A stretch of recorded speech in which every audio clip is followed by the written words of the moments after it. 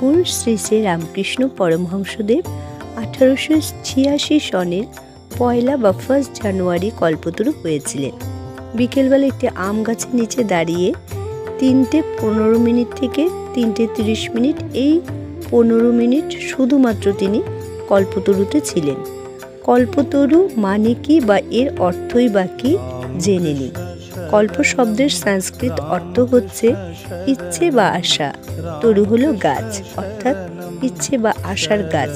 ঠাকুর শ্রী শ্রী রামকৃষ্ণ পরমহংসদেব সবাইকে ডেকে বলেন যে তিনি আজ কল্পতরু হবেন।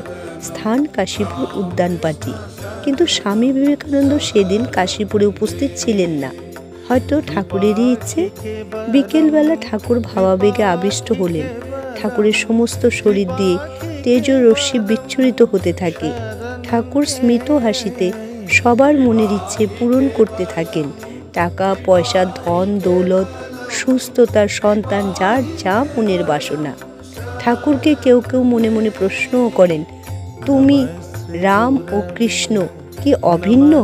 সনাতন, ইসলাম, খ্রিস্টান কি অন্য আলাদা আলাদা ধর্ম? তুমি কেন যত মত ও তত পথের কথা বলেছ? এর অর্থ কি? দেখা যায় পৃথিবী ঘুরছে। ঠাকুর শ্রীরামকৃষ্ণ পরমহংসদেব পৃথিবীর ওপরে দাঁড়িয়ে আছেন। ঠাকুরের মধ্যে মা ভবতারিণী, রাম, কৃষ্ণ, জেসাস, মোহাম্মদ সবাই মিলিত হচ্ছেন। ঠিক 15 মিনিট সময়। সেই থেকে আজও 1 জানুয়ারির দিন রামকৃষ্ণ মঠ ও মিশন সেবাশ্রমে কল্পতরু অনুষ্ঠান ভক্তি ও শ্রদ্ধার সাথে পালন করা হয়।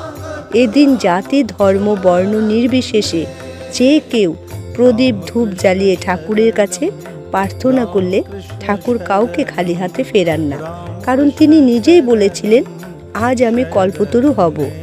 আজও ঠাকুরের এই কথাটি সবাই মনে প্রাণে বিশ্বাস করে। কল্পতরুর দিন আপনিও কি আসবেন?